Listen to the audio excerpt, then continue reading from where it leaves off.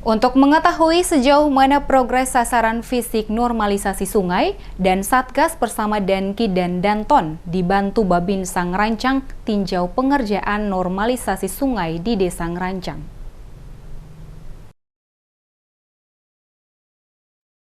Sudah selama 10 tahun, lahan sawah milik Pak Sutrisno, warga Desa Ngerancang yang terletak di tepi sungai tidak bisa digunakan untuk bercocok tanam. Karena tingginya intensitas air ketika musim hujan, membuat tanah mudah tergerus air, bahkan sampai terjadi erosi. Dampak dari erosi membuat pendangkalan di alur-aliran sungai. Dan ketika musim penghujan tiba, air sungai meluap dan terjadi banjir di areal persawahan.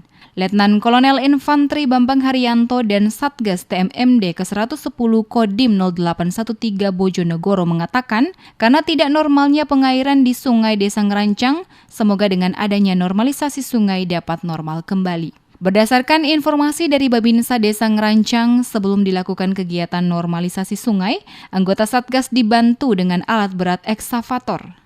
Meratakan lahan milik warga lebih dulu, kemudian selanjutnya dilakukan kegiatan normalisasi sungai.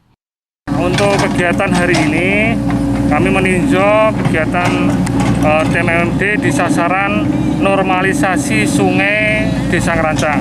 Kalau kita lihat bersama bahwa di lokasi sasaran normalisasi sungai ini, dulunya ini adalah lahan warga yang tergerus air.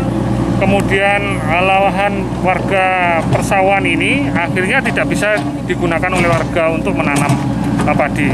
Sehingga dengan TMMD ini diharapkan sebelum kita menormalisasi sungai, maka kita rapkan dulu punya warga.